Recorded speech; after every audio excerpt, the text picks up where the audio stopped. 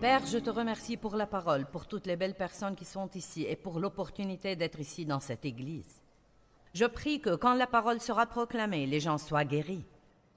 Le psaume 107, 20 dit que tu envoies ta parole et que tu les guéris et les délivres de la fosse et de la destruction.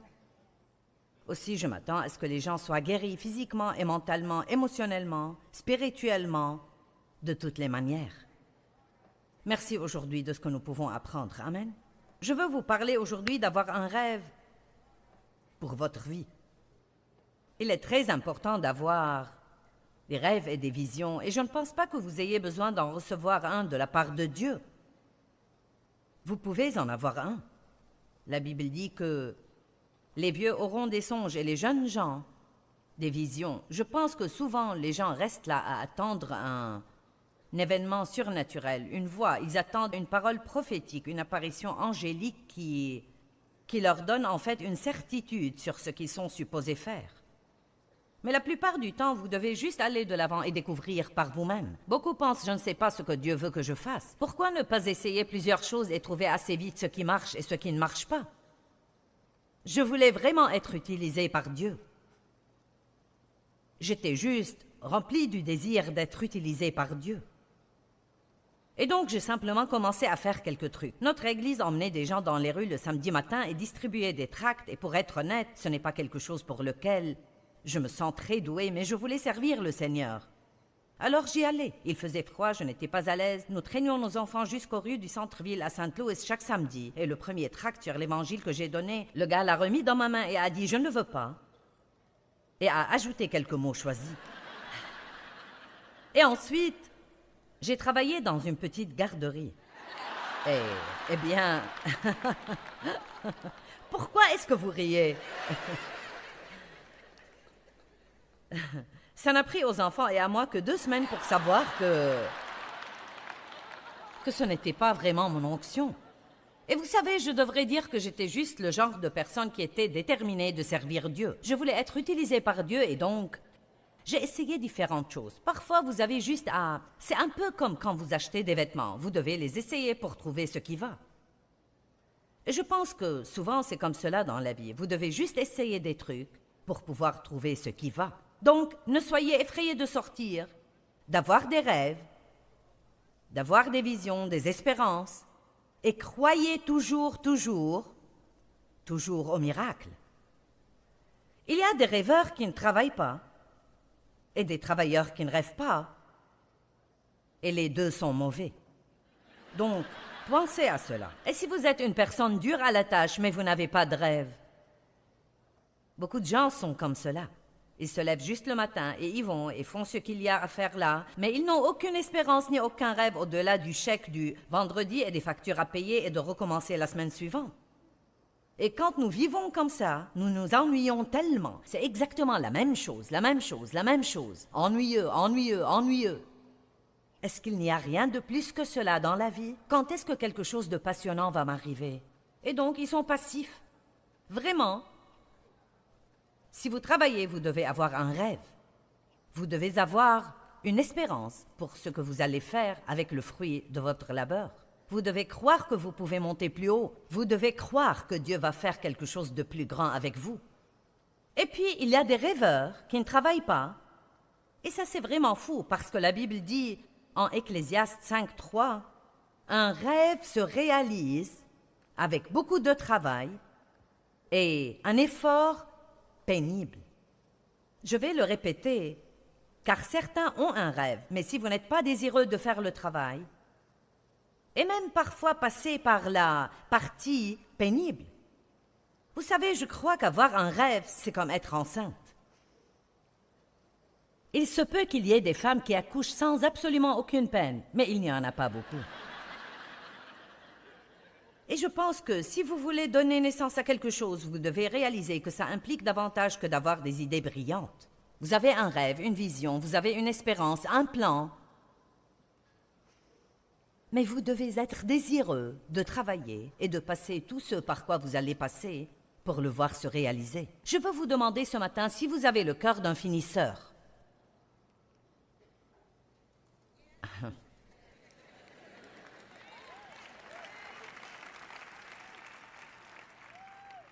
En Jean 17,4, Jésus a dit « Père, glorifie-moi auprès de toi-même, car j'ai achevé l'œuvre que tu m'as donnée à faire. » Et je ne sais pas comment vous expliquer cela. C'est un de ces trucs surnaturels. Il y a probablement 15 ou 20 ans, j'ai lu ce passage un jour. Alors j'étais assis sur ma chaise où je priais et j'ai commencé à pleurer. Et j'ai su à ce moment-là qu'il était extrêmement important pour moi de finir ce que Dieu m'a donné à faire. Vraiment, ce n'est pas si difficile de commencer. Tout le monde est excité, tout le monde est enthousiaste. Comme c'est nouveau, ça vient avec une certaine quantité d'émotion et d'enthousiasme. Mais tout cela va s'atténuer. Vous allez arriver au point où plus personne n'applaudit. Il n'y a plus que vous, et vous commencez à vous demander si ça va s'arrêter.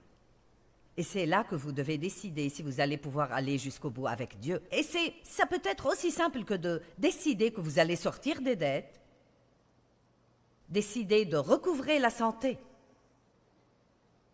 Beaucoup de gens ont une mauvaise santé, mais vous n'êtes pas obligé de rester en mauvaise santé. Vous pouvez faire des choses pour vous aider à retrouver la santé. Et il se peut que ça prenne du temps, mais vous le pouvez. J'aimerais que le pasteur prie pour moi. Oui, c'est bon, nous allons prier autant que vous voulez, mais un rêve se réalise avec la prière, pas mal de travail et un effort pénible. Beaucoup de gens ont des souhaits, mais nous avons besoin de la volonté. Nous n'avons pas besoin de nous asseoir et de dire « je voudrais ». Nous avons besoin d'avoir la détermination. Et vraiment, c'est enthousiasmant. Personne n'est plus mécontent que celui qui reste là à espérer que quelque chose de bon va lui arriver, mais sans jamais faire d'effort pour le voir arriver. J'ai entendu quelque chose que j'ai aimé. Plus vous en faites, plus vous êtes capable d'en faire, et moins vous en faites, moins vous êtes capable d'en faire. Je veux répéter. Plus vous en faites, plus vous êtes capable d'en faire, et moins vous en faites, moins vous êtes capable d'en faire. Ayez un rêve pour votre vie. Que vous vouliez sortir des dettes, avoir une maison propre et voir votre mariage être un mariage vraiment réussi, pas seulement correct où on se débrouille, un mariage du type « nous allons tenir, mais je ne t'apprécie même pas ». Et ne pensez pas que c'est l'autre personne qui va tout régler. Vous ne pouvez probablement pas tout faire pour ça. Mais que diriez-vous de venir devant Dieu et de dire « Dieu, je vais faire tout ce que tu me dis de faire et puis je vais te laisser t'occuper du reste ». Ou peut-être vous avez le rêve ou la vision d'être utilisé par Dieu. Ou peut-être vous êtes venu ici et la vérité c'est que vous n'avez aucun rêve au-delà du dimanche après-midi. Ce que vous allez faire demain, je ne sais pas. Juste attendre et voir ce qui arrive, je pense. Il ne se passera rien dont vous pourrez être fier, je peux vous le dire. Vous devez avoir un plan et être capable de concevoir. Une femme ne peut pas être enceinte si elle ne peut pas concevoir. Et le mot concevoir veut dire croire. Donc dans le naturel, vous concevez la semence d'un mari et vous devenez enceinte. Dans l'esprit, vous concevez spirituellement la semence des rêves et de l'espérance et de la foi que Dieu met en vous et vous êtes enceinte. Mais ce n'est pas tout, n'est-ce pas?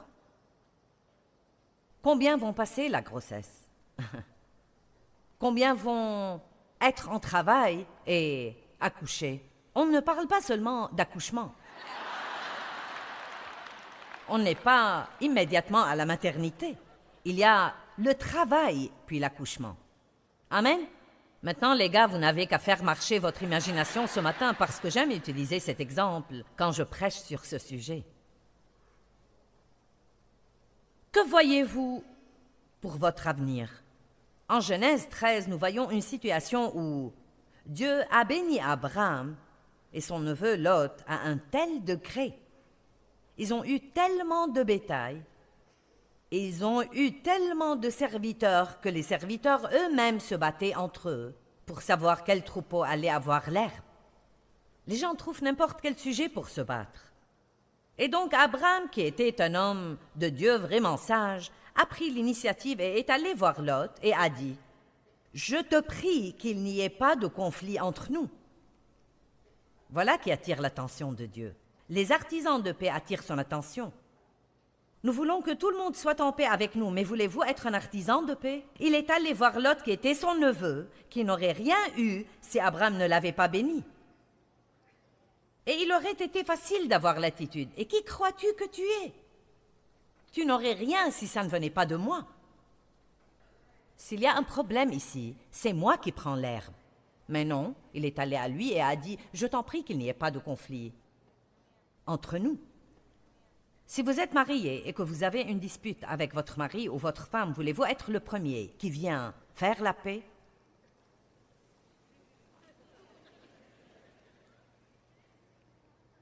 Ce n'était pas ma faute. La Bible ne dit pas de vous excuser si ce n'était pas votre faute. Ou seulement si c'est votre faute. Les gars, vous êtes un peu silencieux là.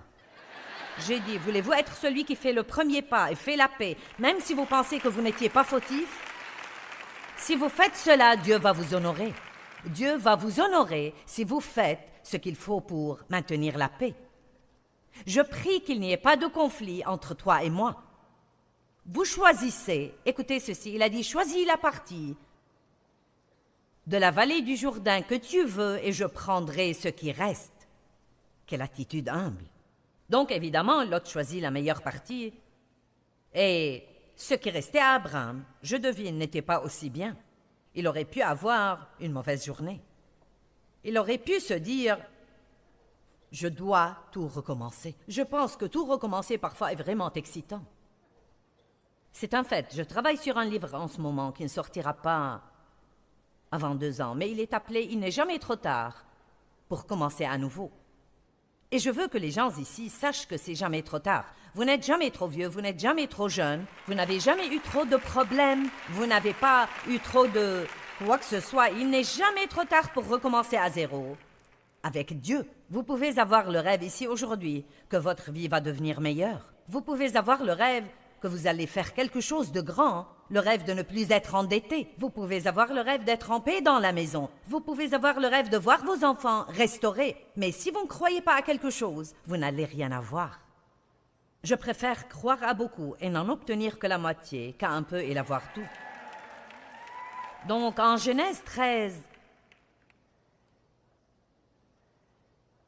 verset 14, après que Lot se fut séparé d'Abraham, le Seigneur dit à Abraham, « Porte ton regard depuis l'endroit où tu es, vers le nord et le sud, vers l'est et l'ouest. Tout le pays que tu vois, je te le donnerai. » Donc il a dit, « Ok, monte sur le sommet de cette montagne, sors de cette fosse de dépression, sors du découragement, monte quelque part où tu peux avoir une plus grande vision, regarde au nord, au sud, à l'est et à l'ouest, et quoi que tu vois, je te le donnerai à toi. » Que voyez-vous aujourd'hui? Vous, les gars, avez besoin de ça, je vois votre manière d'agir. Et puis, il continue et dit plusieurs autres choses. Et puis, verset 17, et j'aime vraiment cela. Il est dit, « Lève-toi et marche à travers le pays, en largeur et en longueur, car je vais te le donner. » Donc, il lui a dit de faire 2 choses. Il a dit, « Va voir quelque chose, maintenant marche-y. Va voir quelque chose, maintenant marche-y. » Il y a de nombreuses années, alors que j'étais en train d'écouter le tout premier enseignement sur une cassette que j'ai écoutée, j'avais été touchée par Dieu formidablement juste quelques semaines auparavant et j'avais été puissamment remplie du Saint-Esprit. Et quand Dieu touche votre vie de cette façon, ce n'est pas juste pour que vous ayez la chair de poule, mais il est en train de vous équiper pour faire quelque chose. Équipé, qui croit qu'il a reçu l'onction? Vous êtes loin pour faire quelque chose. Si ce n'était pas pour faire quelque chose, alors il n'y aurait pas d'onction. Nous ne sommes pas loin pour renoncer. Nous ne sommes pas loin pour être fainéants. Nous sommes loin pour voir quelque chose dans l'esprit et pour le réaliser dans nos vies. Ce jour-là, alors que j'écoutais cet enseignement qui était pris de Marc chapitre 4, intitulé « Traverser jusqu'à l'autre côté », et j'avais été dans l'église depuis de nombreuses années, mais je n'avais jamais entendu quelqu'un prêcher 1 heure entière. Nous avions des sermons de 15-20 minutes. Je ne pouvais pas croire que quelqu'un puisse prêcher pendant 1 heure entière sur un seul verset et que je pouvais être intéressée. Pourquoi est-ce que je l'ai apprécié? C'était loin.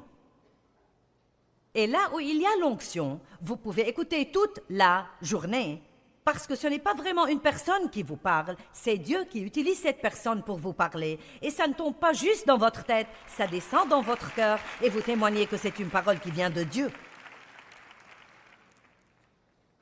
Et après avoir entendu cet enseignement ce jour-là, quelque chose est venu en moi comme un rugissement ou un vent puissant, pas quelque chose que j'aurais senti naturellement, mais quelque chose a pris naissance dans mon esprit. Et la façon dont je l'ai entendu était, un jour, tu vas aller dans le monde entier et enseigner ma parole, et tu vas avoir un grand ministère d'enseignement sur cassette. Vous savez, Dieu vous parle dans les termes d'où vous êtes à ce moment. À l'époque, c'était ce que nous avions. Bon, aujourd'hui, à travers les enregistrements, ça sort sur des cassettes et maintenant vous envoyez ces trucs par des trucs électroniques. Mais nous enseignons la parole de Dieu dans 63 langues différentes, dans les 2/3 du monde entier. Donc, maintenant, laissez-moi vous dire que ça a été quelque chose de le faire se réaliser. Ça a été quelque chose en termes de travail. Et ça a été quelque chose en termes d'efforts pénibles. Mais quand je pense à où j'aurais pu être et à où j'aurais été si je n'avais pas eu de rêve, je me sens très forte à cause de ça. Je peux même dire que je me sens un peu prophétique à ce sujet. Dieu veut que vous ayez un rêve pour votre vie. Certains d'entre vous, vous avez besoin de vous remuer, vous avez eu des problèmes, vous avez eu des souffrances, vous avez été très déçus et vous avez laissé ça prendre le dessus et vous êtes juste un peu comme... Ou peut-être pas totalement, mais comme si vous laissiez tomber.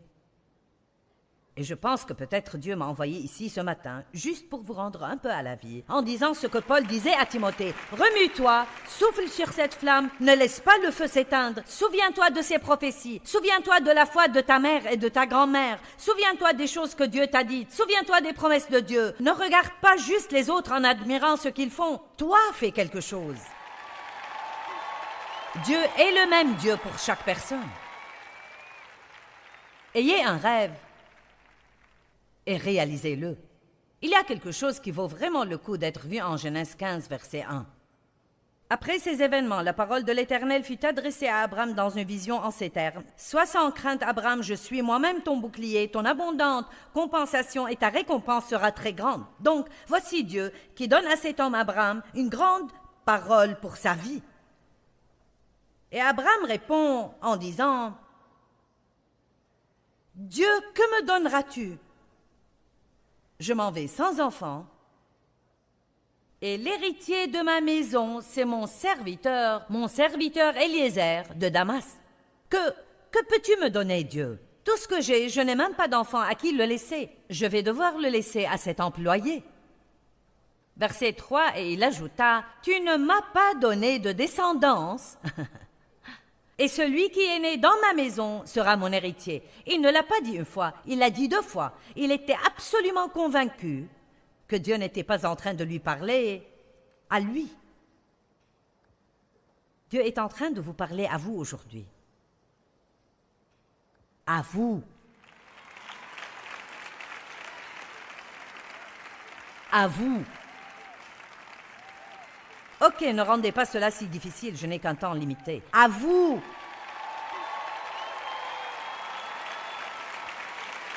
Vous savez, je peux sentir la mentalité que tant de gens ont aujourd'hui. Vous vous asseyez là et vous admirez Joël, ou vous êtes assis ici et peut-être ce matin vous m'admirez. Bien, vous savez quoi? Dieu peut faire quelque chose d'aussi étonnant à travers vous. Il se peut que ce ne soit pas la même chose, mais ça peut être tout aussi étonnant. Hein?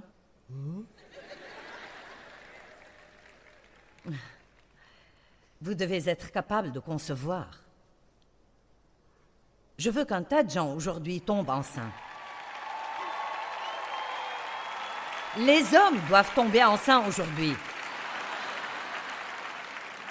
Oui, et vous qui regardez à la télévision, n'éteignez pas la télé parce que j'ai dit quelque chose qui sort du commun. Vous aviez besoin que quelqu'un vous sorte de votre boîte. Amen. Maintenant, écoutez ce que Dieu a dit. J'aime ça, j'aime ça, j'aime ça, j'aime ça. Alors la parole de Dieu s'adressa à lui en ces termes, verset 4. « Ce n'est pas lui qui héritera de toi, mais celui qui sortira de tes entrailles héritera de toi. Mais il y avait un énorme problème parce que Sarah ne pouvait plus porter des enfants. Si je peux rendre cela très clair pour que nous le comprenions très vite, elle était une femme déjà très âgée. Et lui n'était pas capable de faire ce qu'il avait besoin qu'il fasse. De faire cela. Je viens d'entrer sur un terrain dont je ne sais plus comment sortir. L'un des deux avait environ 90 ans et l'autre 100. Et donc, voilà Dieu qui dit, « Oh, vous, je vais vous bénir et je vais vous multiplier. Et vous allez être ceci et cela. » Et lui, « Je n'ai même pas d'enfant. » Et puis la deuxième fois, il dit, « Je n'ai même pas d'enfant. » Et Dieu lui dit, écoutez, verset 5, « Il le fit sortir de sa tente sous les étoiles et lui dit, « Contemple donc le ciel, compte les étoiles, si tu peux les compter. » Puis il lui dit, « Telle sera ta descendance. » Et Abraham eut foi dans le Seigneur. Maintenant, écoutez. Il y a quelque chose que nous ne voulons pas rater. Pourquoi Dieu a-t-il dû le faire sortir de sa tente? Parce que parfois, quand nous contemplons trop longtemps le problème, la même vieille tente, les mêmes 4 murs, les mêmes factures, pas d'argent, mal au dos, les enfants bruyants, les couches sales, la vaisselle sale, le réfrigérateur qui est encore cassé.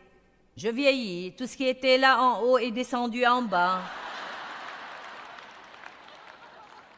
Vous regardez la personne à qui vous êtes marié, tu as perdu tes cheveux, tu as de la brioche, vous savez. Dieu dit, sors de là. Arrête de contempler tout ça. Sors de là et reçois une vision. Lève les yeux. Regarde ce que j'ai fait. Regarde ce que j'ai créé. Amen. Ouh! Alléluia. Et certains de vous, vous devez sortir de votre tente quand vous vous sentez couler. Allez vous promener. Allez regarder une montagne. Si vous n'en avez pas, allez regarder une colline. Faites quelque chose. Sortez avec quelqu'un qui va vous encourager. Allez à l'église. Allez écouter de la bonne musique. Mais pas en restant assis à vous dire que rien de bon ne va jamais vous arriver. Rien de bon ne va jamais vous arriver si vous ne croyez pas fermement dans l'Esprit Saint que si Dieu peut le faire pour quelqu'un, il peut aussi le faire pour vous.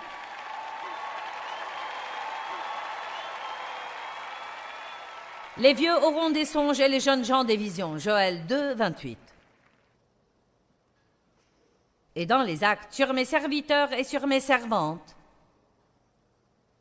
je ferai descendre mon esprit. Hommes et femmes, grandement et puissamment, utilisés par Dieu. Vous savez, j'ai un rêve. Eh bien, que reste-t-il à rêver? J'ai tellement fait. D'abord, tant qu'il y a sur la terre des gens qui ne connaissent pas l'Évangile, j'ai le rêve de les atteindre. Et nous nous asseyons et discutons tout le temps. Je veux dire, je ne dis pas ceci pour autre chose que de juste étayer mon propos ce matin. Je veux dire, notre ministère est très large et je pourrais juste m'asseoir dans ma chaise à bascule et dire « Oui, j'ai fait ma part ». Récemment, nous sommes rentrés d'Indonésie et je parlais avec mon fils David qui dirige toutes nos missions dans le monde.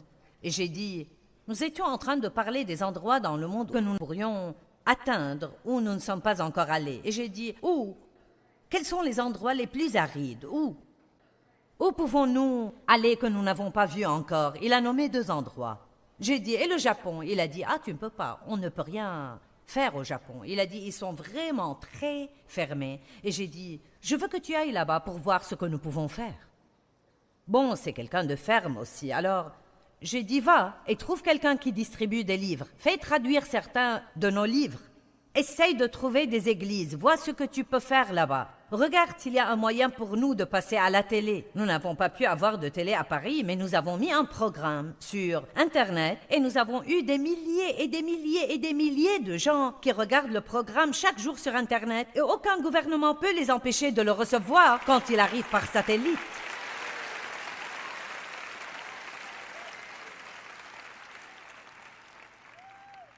Donc vous attendez et voyez, je le déclare juste en avance. Nous allons faire quelque chose au Japon. Les portes vont s'ouvrir. L'évangile va être prêché là-bas. Je crois que je serai capable d'être à la télé et multiplier les âmes qui vont être sauvées. Maintenant, cette année, à mon anniversaire, j'aurai 70 ans. Voilà. Dodie et moi avons fait un pacte. Elle a dit, j'ai 80 ans cette année et toi 70. J'ai dit, je vais te dire, quand tu auras 100 ans et moi 90, je viendrai ici le dimanche et je prêcherai. Vous devez avoir un rêve. Les gens me demandent, quand est-ce que vous prenez votre retraite? Ne me parlez pas de retraite. Comment voulez-vous prendre la retraite d'un appel sur votre vie? Ce n'est pas un travail pour lequel je suis allée postuler et après tant d'années, j'ai une pension et je peux m'arrêter. J'espère que quand Jésus viendra me prendre, je serai en train de faire ça. Et vous savez quoi? Mon don, c'est ma bouche. Donc même si je dois m'asseoir quelque part, je peux parler.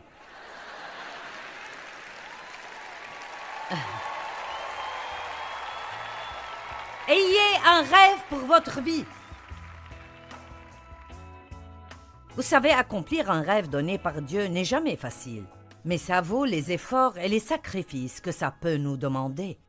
Ne renoncez pas.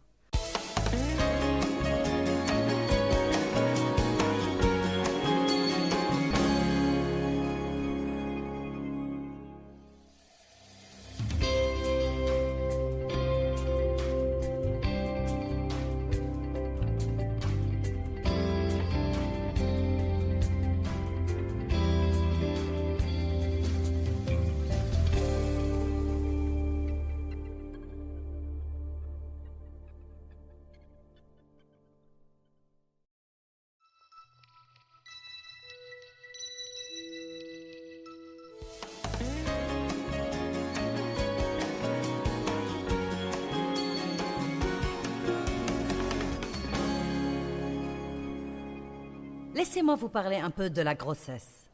D'abord, la plupart des gens sont enthousiastes quand ils apprennent qu'ils attendent un bébé. C'est « Oh, nous allons avoir un bébé, un bébé !» Quand un homme dit cela, j'ai envie de lui dire « Ce n'est pas toi qui vas l'avoir. » Tu ne sais absolument rien de ce que c'est. Nous sommes enceintes, tu n'es pas enceinte. Ce ne sont pas tes hormones qui vont changer, tes chevilles ne vont pas gonfler. Aucun petit bébé ne va coincer ses orteils dans ta côte et te donner l'impression que tu vas te mettre à coasser.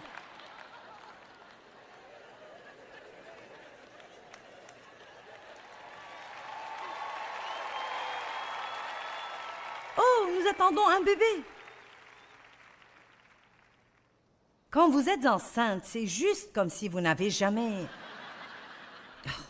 Je veux dire, au début, c'est excitant. Je suis enceinte. Et d'ordinaire, vous êtes comme cela quand personne ne peut dire que vous l'êtes.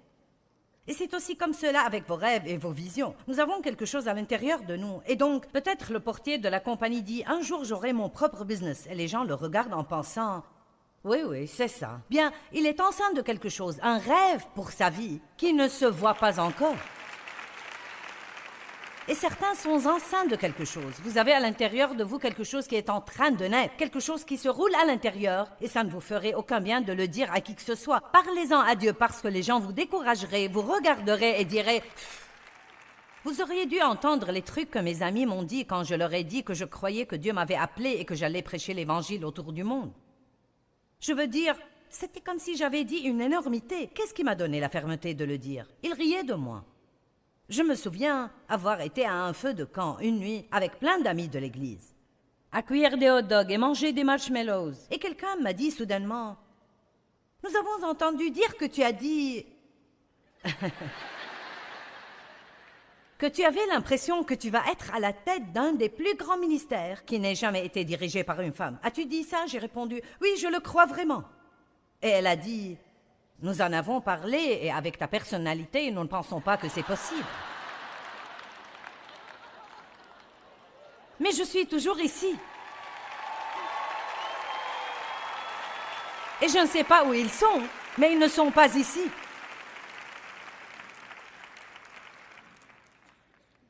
Laissez-moi vous dire quelque chose. S'il n'y a que vous et Dieu qui croient en vous, alors continuez de croire. J'ai dit, s'il n'y a que vous et Dieu qui croient en vous, alors vous devez continuer de croire. Je ne pense pas que les gens soient volontairement décourageants, mais pour être honnête, il arrive qu'ils le soient. Et croyez-moi, vous ne pouvez pas être fâchés parce que Dieu ne leur a pas parlé comme il vous a parlé. Il n'a pas mis dans leur cœur ce qu'il a mis dans le vôtre. Et à moins que Dieu n'ouvre leurs yeux, ils ne le voient pas. Portez votre bébé jusqu'à son terme. Vous n'allez même pas avoir l'air enceinte pendant longtemps. Avons-nous ici quelqu'un qui est enceinte de peut-être 1 ou 2 mois? Il y a quelqu'un? Allez, quelqu'un, est-ce que vous pouvez venir ici très vite? Venez ici. Allez, très vite. C'est votre moment de gloire. Vous allez être une star.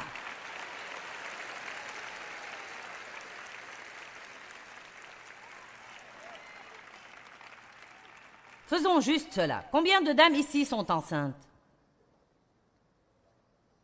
Où sont les femmes enceintes dans cette église? Levez-vous si vous êtes enceinte. Est-ce que j'ai quelqu'un? Allons, j'ai besoin de vous. Maintenant, est-ce que nous avons quelqu'un qui va accoucher très bientôt? Quelqu'un qui est enceinte de 9 mois, par exemple? Enceinte de 10 mois? J'ai été enceinte 10 mois. J'ai porté tous mes enfants 10 mois. Allons, est-ce que j'ai quelqu'un ici qui est vraiment comme... Il montre quelqu'un. Les voilà. OK. S'il vous plaît. Très bien. Venez ici. Viens ici, ma chère. OK. Maintenant, nous allons nous amuser un peu ici. Restez juste ici. Maintenant, où est madame qui est sur le point d'accoucher? Venez ici.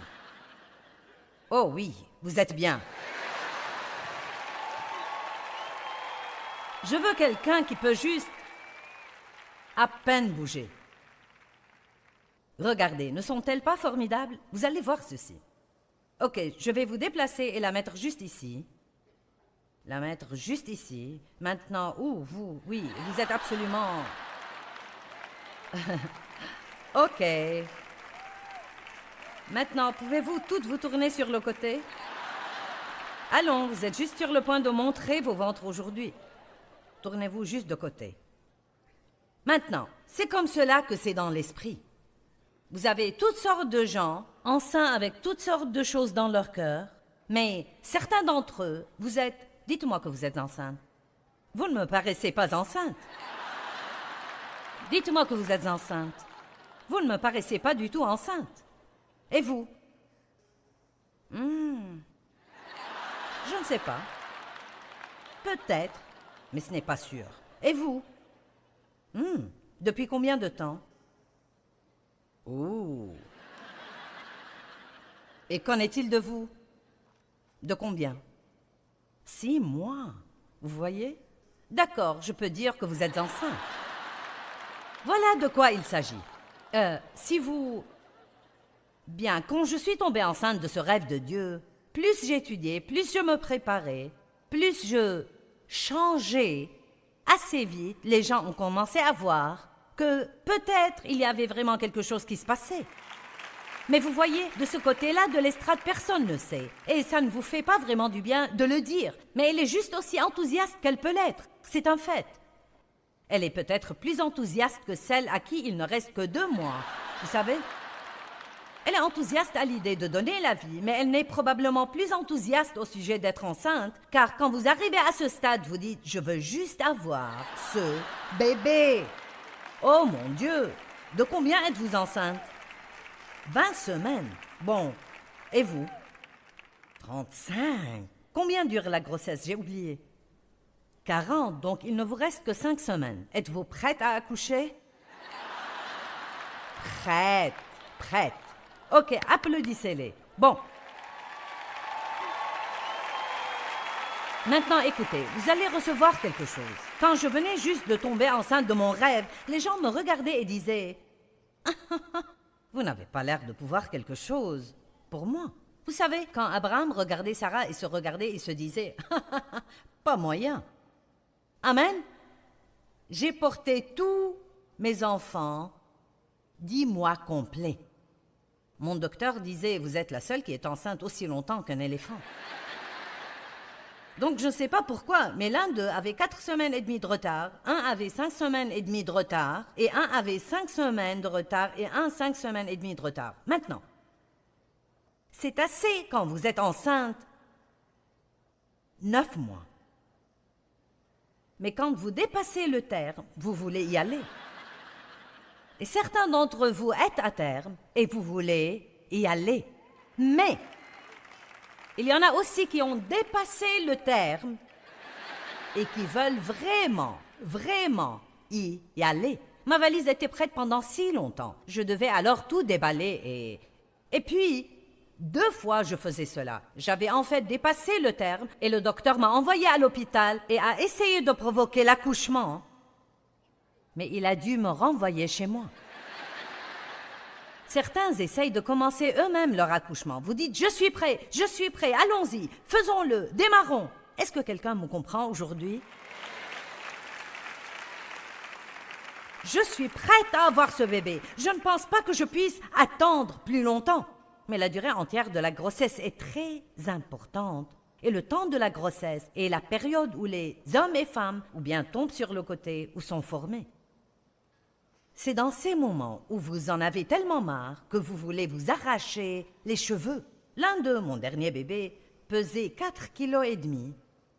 C'était le seul que j'ai eu alors que j'étais consciente. Les autres étaient bons. Les femmes inconscientes, c'est par là. Dave dormait dans la salle d'attente, puis disait « Nous avons eu un bébé. » Mais quand Danny est arrivé, il laissait les maris dans la salle d'accouchement seulement si les femmes restaient conscientes. Il ne vous donnait rien, je ne sais pas à quoi ça rimait, mais vous deviez rester consciente, sans doute pour qu'ils vous entendent crier. Et donc, il pesait 4,5 kg et était grand. Il mesurait 59 cm. Grand. Donc, non, mais il pensait que j'allais peut-être avoir des jumeaux. C'était avant qu'ils aient des ultrasons et qu'ils puissent savoir. Mais ce petit bébé me faisait mal quand il enroulait ses doigts de pied dans mes côtes. Je pensais que j'allais mourir vraiment. Bien, vous savez quoi? Lui donner naissance n'était pas une partie de plaisir. Mais maintenant, 33 ans plus tard, il est le PDG du ministère de Joyce Meyer. Oui! Je suis contente, j'ai accouché. Allons, je suis juste en train de vous supplier aujourd'hui. Ne renoncez pas à vos rêves. Si vous avez un petit rêve, un rêve moyen, un grand rêve, sortez de votre tente, regardez vers Dieu, voyez quelles grandes choses il peut faire, croyez toujours au miracle. Ne laissez pas les gens négatifs vous abattre. Donnez-lui naissance. Oui. Vous savez, quand vous passez par... Quand Dieu est en train de vous préparer pour quelque chose, qui sent que Dieu est en train de le préparer pour quelque chose? Bien, d'abord, dans cette période, vous changez. Quand une femme est enceinte, son corps change. Et pour être honnête, parfois, elle pense qu'elle est vraiment folle. Et quand Dieu veut vous utiliser, parfois vous pensez que vous êtes fou. Et le diable vous dit que vous êtes fou. Qui penses-tu que tu es? Vous savez, quand Dieu m'a appelé, j'ai arrêté d'avoir le désir de faire plein de choses que je faisais.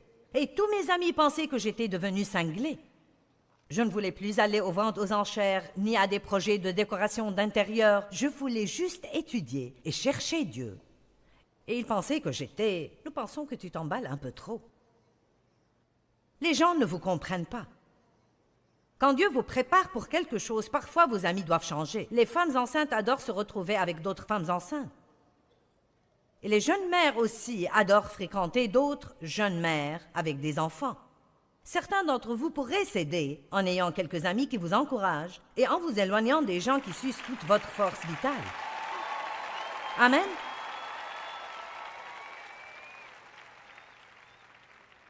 Quand vous allez avoir un bébé, vous devez changer certaines habitudes et vous devez changer votre façon de penser sur plusieurs choses. En fait, quand vous allez avoir un bébé, je parle au plan naturel et spirituel, vous devez laisser votre ancienne vie.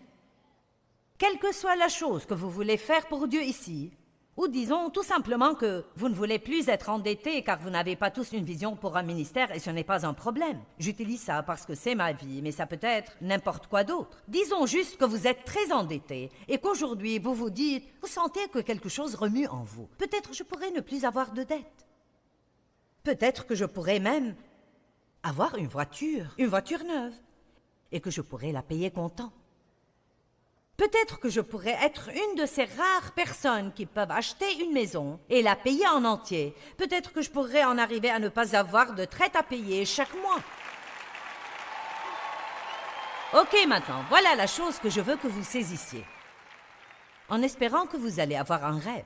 Donc maintenant, vous êtes enceint. Ok, nous entrons dans les dettes à pleine pelletée. Nous en sortons en creusant à la petite cuillère.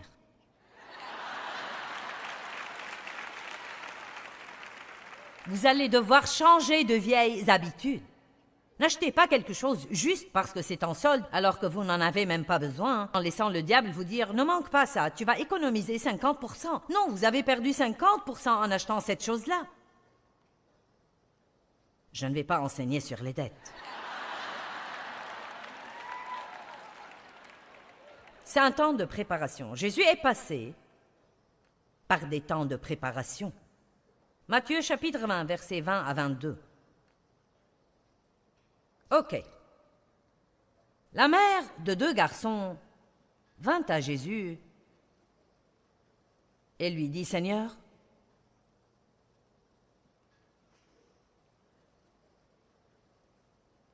donne l'ordre que ces 2 de mes fils soient assis, un à ta droite et l'autre à ta gauche, quand tu viendras dans ton règne. » Matthieu 20, 21. Je veux que mes fils aient une position élevée dans ton royaume. Et Jésus lui répondit, « Femme, tu ne sais pas ce que tu demandes. » Donc, je peux me tenir ici et prêcher sur le fait d'avoir un rêve et de vous mettre à crier jusqu'à ce que le toit ici s'enlève finalement de sa place. Mais ça ne vous ferait aucune justice si je ne vous dis pas ce que ça va coûter de lui donner.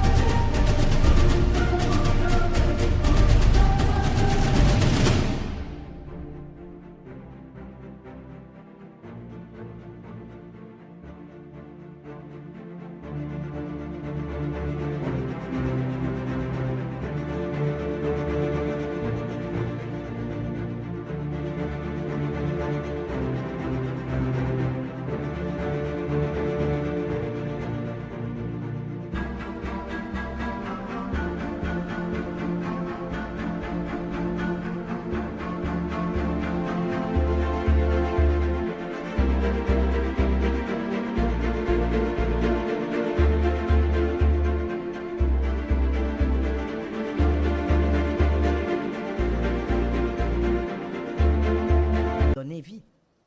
Et c'est pourquoi beaucoup de gens n'arrivent pas jusqu'au bout. Vous savez, n'importe qui peut entrer ici et juste vous exciter. Mais croyez-moi, si personne ne vous dit comment le réaliser pratiquement, vous allez essayer 1 mois ou 2 mois, et plus personne n'applaudit ni n'acclame, et ça prend plus de temps que vous pensiez. C'est beaucoup plus difficile que vous le pensiez, et ça vous coûte beaucoup plus que vous pensiez devoir payer, et vous êtes si fatigué et vous ne savez pas quoi faire, et c'est là que vous devez décider.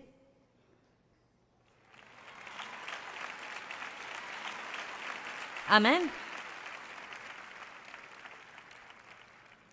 Ce n'est pas pour me vanter, mais ce que je suis en train de partager avec vous a beaucoup de valeur. Je me sens très forte au sujet de ce que je partage, parce que le peuple de Dieu ne devrait pas tout le temps être soumis à quelque chose. Nous pouvons crier que nous sommes la tête et non la queue, mais il est temps que nous devenions la tête et non la queue. Amen.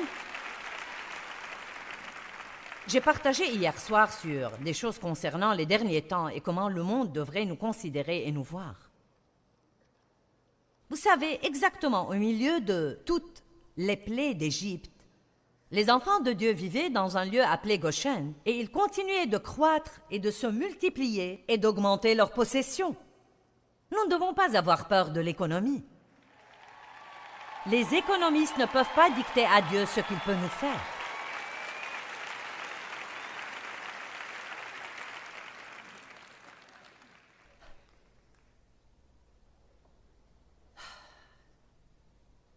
Regardez les étoiles, sortez de la tente.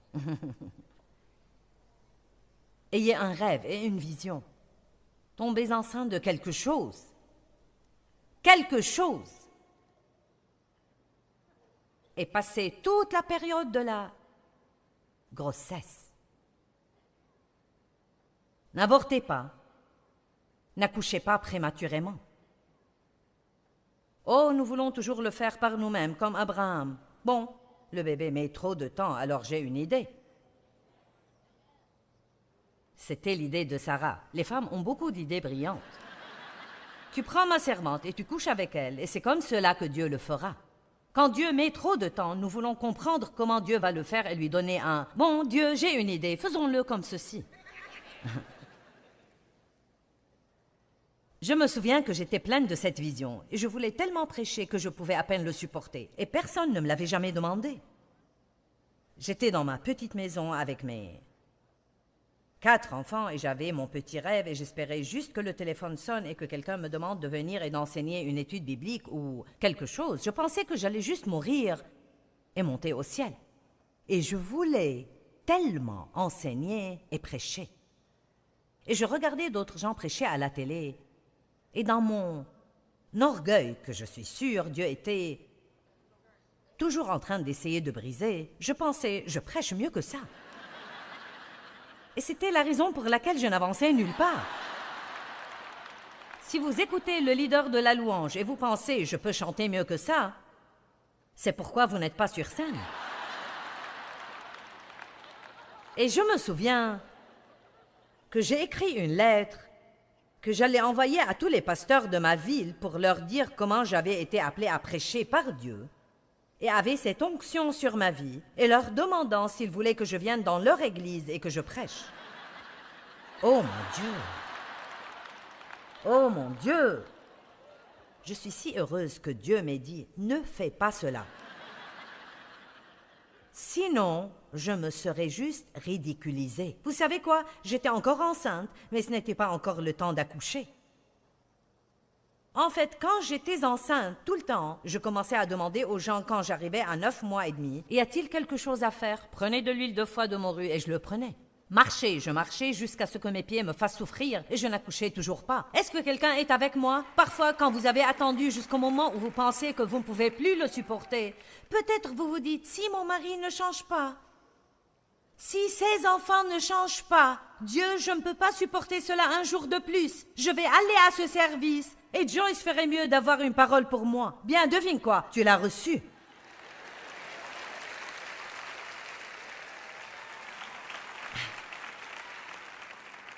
Maintenant, rapidement, il y a plein de choses qui arrivent quand vous portez cette chose de Dieu et que personne ne peut vous aider. Nous nous fâchons contre les gens parce qu'ils s'en fichent de nous. Allons bon, et pour être honnête, les choses par lesquelles vous passez, personne ne peut vous faire sentir mieux parce que c'est Dieu qui est en train de le faire en vous. Vous ne le comprenez même pas. Mais vous devez tenir bon et laisser juste Dieu le faire. Quand Esther est allée dans le harem du roi, elle y est allée avec la vision d'être utilisée pour délivrer le peuple de Dieu d'un désastre imminent. Et je n'ai pas le temps de faire le tour de tous ces domaines, mais il y a tant de choses merveilleuses là-dedans. En Esther, chapitre 2, verset 12, « Le tour de chacune des jeunes filles d'aller chez le roi Assuérus, après avoir employé 12 mois à s'acquitter de ce qui était prescrit aux femmes, donc la fille a attendu 12 mois. Elle n'était même pas enceinte, elle était enceinte 12 mois, c'est pire que moi. Car c'est ainsi que s'accomplissaient les jours de leurs préparatifs. » Vérifiez que vous compreniez ça, ne me faites pas répéter. 12 mois.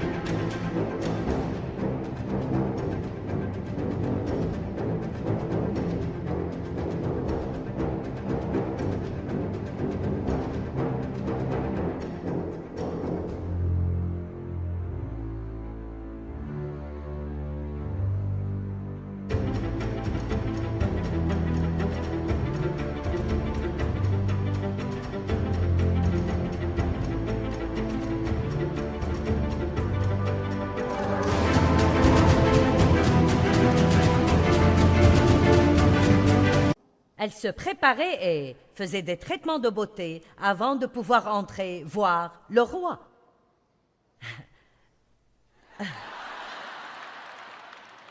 Nous avons quelques personnes lentes ici aujourd'hui. Ok, lisons-en un peu plus. 6 mois avec de l'huile de myrrhe et 6 mois avec des aromates parfumés et les choses pour la purification des femmes. Écoutez-moi bien, sachez que j'avais besoin d'aromates avant que Dieu ne me lâche en public. J'avais besoin de doux parfums. J'avais besoin d'à peu près 12 ans de traitement de beauté, pas 12 mois, et je parle du fait que j'avais besoin d'une belle âme. J'avais un don, je pouvais prêcher, j'aurais pu le faire après que Dieu m'ait appelé, dès que j'ai appris quelque chose, car quand Dieu vous donne, vous pouvez le faire. Mais ça ne veut pas dire que vous êtes prêt à le faire. Ça ne veut pas dire que vous êtes préparé à le faire. Beaucoup de gens ont un don qui peut les mener quelque part, mais pas assez de caractère pour les y maintenir une fois qu'ils y sont.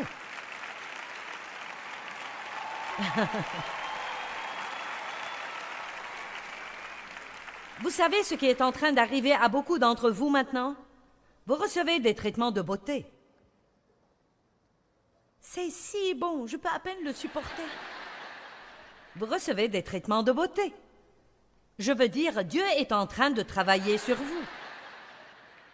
Il change votre façon de parler, il change votre façon de penser, il change votre façon de vous voir. Il change le plaintif en adorateur. Vous n'êtes plus un critiqueur, mais quelqu'un qui complimente et trouve le bon en tout le monde et en toutes choses. Traitement de beauté, nous en avons tous besoin. J'aime cela aujourd'hui.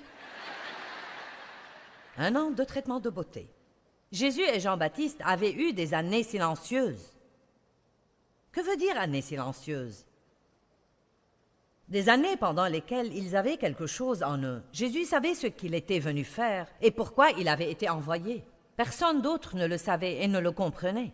Nous le voyons être consacré quand il a 8 jours. Nous n'entendons plus un mot de notre beau Jésus jusqu'à ce qu'il ait 12 ans, quand il est consacré au temple. Bon, et c'est tout? Où était-il toutes ces années? Tout ce que la Bible dit, c'est qu'il grandissait. Et vous ne le voyez plus entre le moment où il a 12 ans jusqu'à ce qu'il commence son ministère public. Donc encore 18 ans complets de passé, et tout ce que la Bible dit, c'est qu'il grandissait. Jean-Baptiste avait un appel de Dieu sur sa vie depuis le départ, et il a été envoyé dans le désert pour vivre comme un homme sauvage. Et tout ce que la Bible dit de lui, c'est qu'il grandissait. Et quand il est sorti, il était un fort et puissant homme, criant et même hurlant « Préparez le chemin du Seigneur !» Dieu peut-il compter sur vous pour...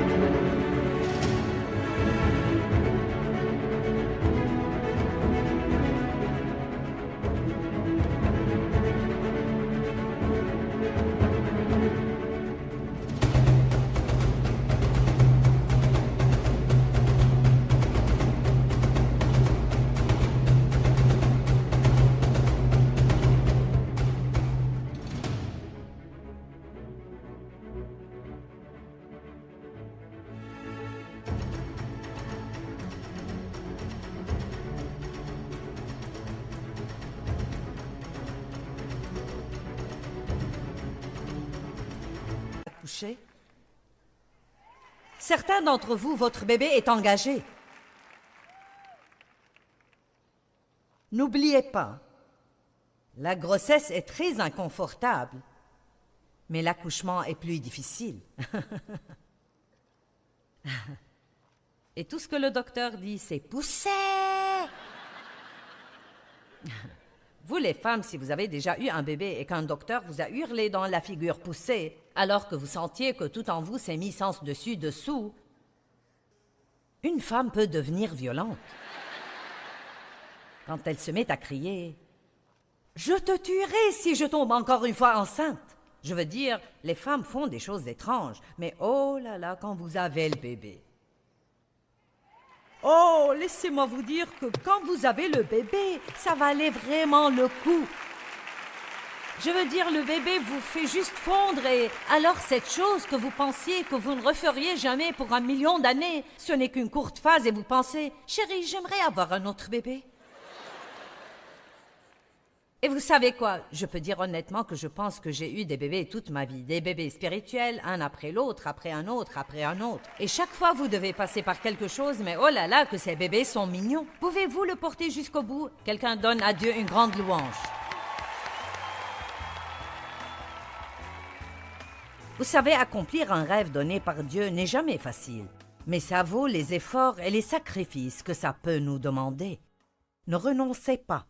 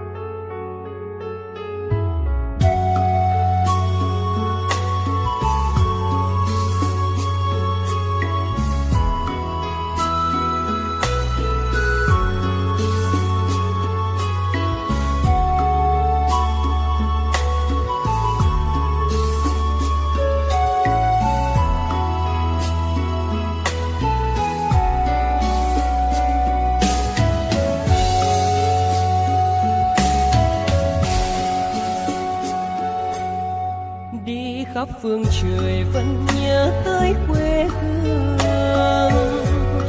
Người về đây thăm làng Trù quê mẹ và làng Sen quê cha, xúc động bồi hồi người rơi giọt lệ, thương mái nhà tranh thương đất mẹ nghèo. Đi suốt cuộc đời